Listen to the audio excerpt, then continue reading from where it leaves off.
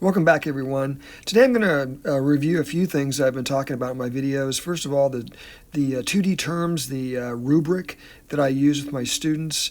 All of these terms play a role in the art I make and continue to do so.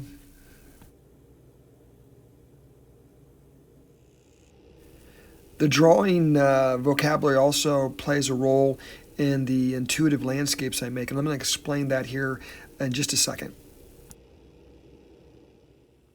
First of all, I'm always sketching in my sketchbook. This is a very small pocketbook, but these are images taken from photographs, from real life, and all around the area where I live. So the mark making in this leads my interest and my ideas for compositions within the intuitive landscape I'm going to show you here in a second.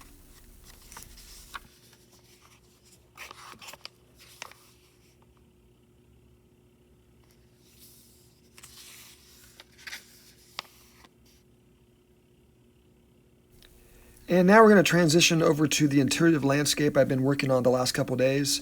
Intuitive, once again, means I'm drawing in from memory, but from the sketchbook that you just saw, that's where I get the practice of doing sketchbooks all the time, gives me to an intuitive level where I don't need a reference. And these are made up from places I've traveled to, places here around my home.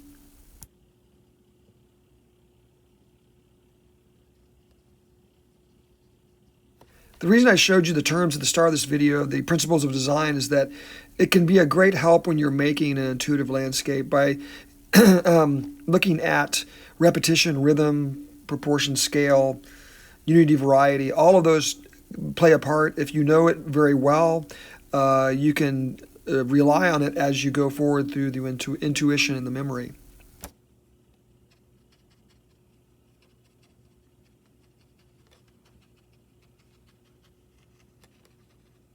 Of course, the principles of design are meant to be broken at some point as you get better with what you're doing, also the elements of design.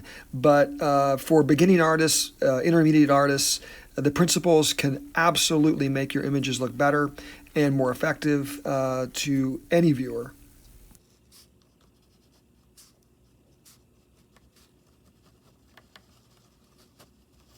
I found the principles to always be on my path. I will often look at images that I think are successful, and I can almost automatically go back and point to a principle that helped that work in a successful way.